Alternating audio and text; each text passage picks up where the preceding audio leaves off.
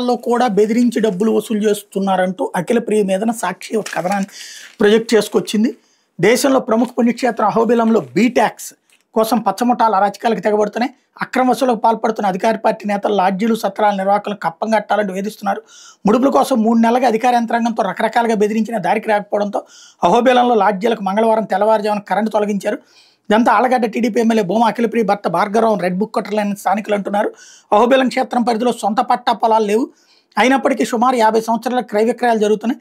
అహోబిలంలో చిన్న పెద్ద లాడ్జీలు సత్రాలు కలిపి సుమారు 100 వరకు నిర్మించుకుని పలువురు వ్యాపారాలు చేసుకున్నారు. వీడి మీద కన్నేసిన అధికార పార్టీ ప్రజాప్రతినిధి బీటాక్స్ వసూలు బాధ్యతను వలస్తమ్ముడు గుంటూరు సీనికి అప్పగించారు. తొలుత పంచాయతీ సెక్రటరీ ద్వారా లాడ్జీల నిర్వాహకులకు నోటీసులు ఇప్పించారు. ఎప్పుడో 20 ఏళ్ల క్రితం నిర్మించుకున్నటువంటి తమకు ఇప్పుడు నోటీసులు ఏమిటని వాళ్ళు తెలబోవడంతో అన్న దగ్గరికి వెళ్ళి బీటాక్స్ గురించి మాట్లాడుకోవాలని సలహా ఇచ్చారు. అయినా దారికి రాకపోవడంతో అధికారులతో సర్వే చేయించారు. అహోబిలంలో ఒక్క లాడ్జీ నుంచి 10 లక్షల నుంచి 50 లక్షల వరకు వసూలు చేయొచ్చని బీ గ్యాంగ్ భావించింది. అయితే ఎంత బెదిరించినా దారికి రాకపోవడంతో లాడ్జీలకు కరెంటు కట్ చేయాలని అధికారుల మీద ఒత్తిడి తెచ్చారు. ఆందోళనకు గురైన లైన్మెన్ సెలవు మీద వెళ్ళిపోగా అధికారులు ఆళ్లగడ్డ నుంచి ప్రైవేట్ సిబ్బందిని రప్పించి 3-4 లాడ్జీలకు కరెంటు కట్ చేశారు. ఈలోగా తెల్లవారడం స్థానికులు తిరగబడడంతో విద్యుత్ అధికారులు జారుకున్నారు.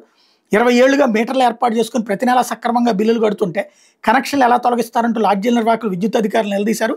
అహోబిలంలో అనుమతులు లేకుండా లాడ్జీలు నిర్మించుకున్నారని, విద్యుత్ కనెక్షన్ కట్ చేయాలని పంచాయతీ సెక్రటరీ మాకు నోటీసులు ఇచ్చారు. దీని మీదనే ఉన్నతాధికారులు చర్చించి డిఈ ఆదేశాలతో కట్ చేశామంటూ ఏఈ వెంకటకృష్ణ చెప్పారట.